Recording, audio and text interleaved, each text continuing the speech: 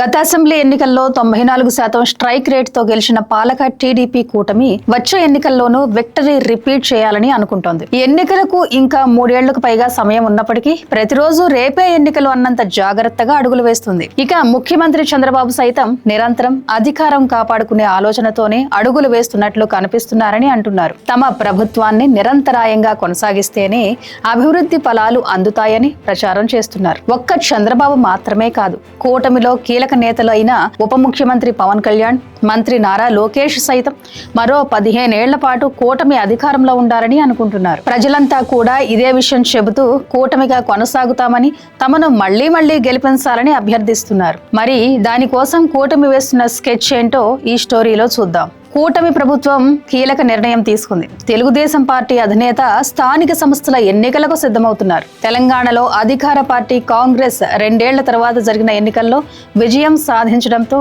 ఇక కూటమి ప్రభుత్వం కూడా లోకల్ బాడీ ఎన్నికల్లో మెరుగైన ఫలితాలను సాధించడంలో ఎలాంటి సందేహాలు లేవన్నది నాయకత్వానికి స్పష్టమైంది. కూటమి ప్రభుత్వం ఏర్పాటై 2 ఏళ్లు కావస్తూ ఉండడం, రాష్ట్ర ఎన్నికల కమిషన్ కూడా స్థానిక సంస్థల ఎన్నికలకు సిద్ధమవుతుండటంతో ఇక కూటమి ప్రభుత్వం కూడా త్వరలోనే దీనికి సంబంధించి గ్రీన్ సిగ్నల్ ఇచ్చే అవకాశాలున్నాయి. అయితే ఎండల సమయంలో కంటే తర్వాత పోలింగ్ జరపడం మంచిదని భావిస్తున్నట్టు సమాచారం. ఎండాకాలంలో ఓటింగ్ శాతంపై ప్రభావం పడుతుందని, అలాగే కొన్ని ఇబ్బందులు కూడా తలెత్తే అవకాశం ఉందన్న అంచనాలో ఉంది. ఇప్పటికే ముఖ్యమంత్రి చంద్రబాబు దీనికి సంబంధించి సూత్రప్రాయంగా అంగీకరించినట్లు తెలిసింది.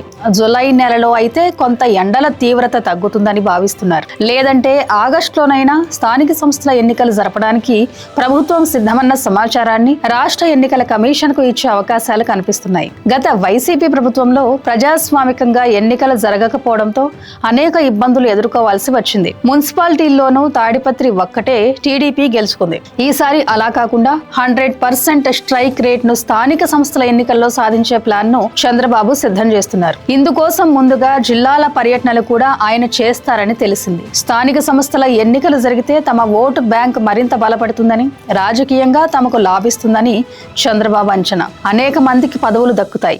ఇప్పటి వరకు పదవులు దక్కలేదని నిరాశలో ఉన్న వారి అసంతృప్తిని చల్లార్చవచ్చు. మరొక వైపు శాసనసభ్యులను కూడా యాక్టివ్ చేయవచ్చు. వారి నియోజకవర్గంలో జరిగే పంచాయతీలు, మున్సిపాలిటీలు, కార్పొరేషన్లను గెలిపించుకునే బాధ్యత వారిపైనే ఉండడంతో వారు నిరంతరం ప్రజల్లో ఉండి సమస్యల పరిష్కారానికి కృషి చేస్తారు.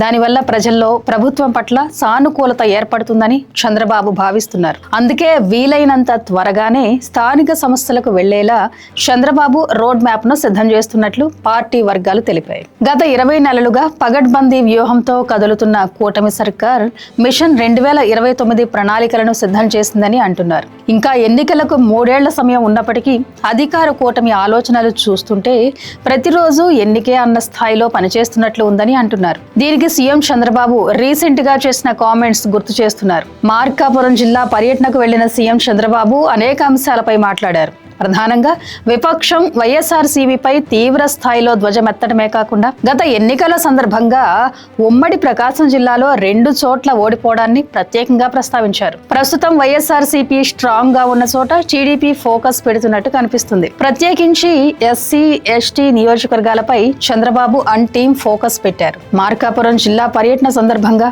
వెలిగొండ ప్రాజెక్టు ఫీడర్ కెనాల్ పనులకు భూమి పూజ చేసిన అనంతరం 2 రైతులతో మాట్లాడిన సీఎం చంద్రబాబు ఆ పనులు జరుగుతున్న ఎర్రగొండపాలెం నియోజకవర్గంలో టీడీపీ గెలవకపోవడాన్ని ప్రత్యేకంగా ప్రస్తావించారు. ముఖ్యమంత్రి చంద్రబాబు స్థాయిలో ఉన్న నేత ఒక నియోజకవర్గంలో ఎందుకు ఓడిపోయామో తెలుసుకునే ప్రయత్నం చేయడం, అది సాధారణ వ్యక్తులతో ఈ అంశంపై చర్చించడం చూస్తే క్షేత్రస్థాయి పరిస్థితులను అంచనా వేయడానికి చంద్రబాబు ఎంత లోతుగా ఆలోచిస్తున్నారో అర్థమవుతుందని అంటున్నారు. మిషన్ 2029 దిశగా పనిచేస్తున్న సీఎం చంద్రబాబు ప్రతి నెల నియోజకవర్గాల వారీగా సమాచారం తెప్పించుకుంటున్నారు. ఎక్కడ ఏ ఎమ్మెల్యే ఏం పని చేస్తున్నారు, ప్రజల స్పందన ఎలా ఉంది వంటి విషయాలపై నిరంతరం సమీక్షిస్తున్నారు. ప్రత్యేక సర్వేల ద్వారా అన్ని విషయాలు తెలుసుకుంటూ వెనకబడిన ఎమ్మెల్యేలను అప్రమత్తం చేస్తున్నారు. ఎమ్మెల్యేలు పనితీరు మెరుగుపరుచుకునేలా అంశాలపై సూచనలు, సలహాలు ఇస్తున్నారు. ఈ క్రమంలోనే సీఎం చంద్రబాబు ఎర్రగొండపాలెం నియోజకవర్గంపై ప్రత్యేకంగా ఫోకస్ చేశారని అంటున్నారు. ఎర్రగొండపాలెం నియోజకవర్గంలో